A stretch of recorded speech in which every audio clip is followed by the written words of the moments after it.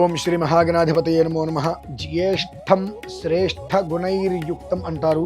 జ్యేష్ఠ మాసము బహుళ చతుర్దశి, అర్ధ మహామాస శివరాత్రి ఆషాఢ మాసంలో మనకు రావాలి. అయితే అధిక జ్యేష్ఠము వలన నిజ జ్యేష్ఠ మాసంలోనే ఈ యొక్క మాస శివరాత్రి 6వ మాసంగా రావటం అంతకు మించి అద్భుతం ఏమిటి అంటే, జ్యేష్ఠము అనగా ప్రతి ఒక్కదానికి కూడా ఎంతో శ్రేష్టమైనది అని మన పెద్దవాళ్ళు చెబుతూ ఉంటారు. అంత జ్యేష్ఠ మాసము యొక్క బహుళ మాస శివరాత్రి చతుర్దశి, అర్ధమాస మహాశివరాత్రి అనేటువంటి పర్వదినములో ప్రతి ఒక్కరి జీవితంలో ఏవైతే తెల్లవారు లేచిన దగ్గర నుంచి కూడా వివాహం కావచ్చు, ఉద్యోగం కావచ్చు, వ్యాపారం కావచ్చు, అప్పు కావచ్చు, ఇది అనేక రకాలుగా అడుగడుగునా కూడా అడ్డంకులతో శతకోటి దరిద్రానికి అనంతకోటి విఘ్నాలు అన్నట్టుగా వీటితో ఇబ్బంది పడుతూ ముందుకు వెళ్ళలేని ప్రతి ఒక్కరి జీవితాన్ని కూడా పూర్తిగా మళ్ళీ ఏ ఒక్క చెట్టు అయితే పూర్తిగా మోడుగా అయిపోయి మళ్ళీ వర్షాభావ ప్రభృతి చేత చిగురిస్తుందో ఆ రకంగా చిగురు రావడానికి, మళ్ళీ జీవితంలో కొత్త వెలుతురు రావడానికి జూలై 13వ తారీఖు చాలా శ్రేయస్కరమైనటువంటిది. మీ అందరికీ కూడా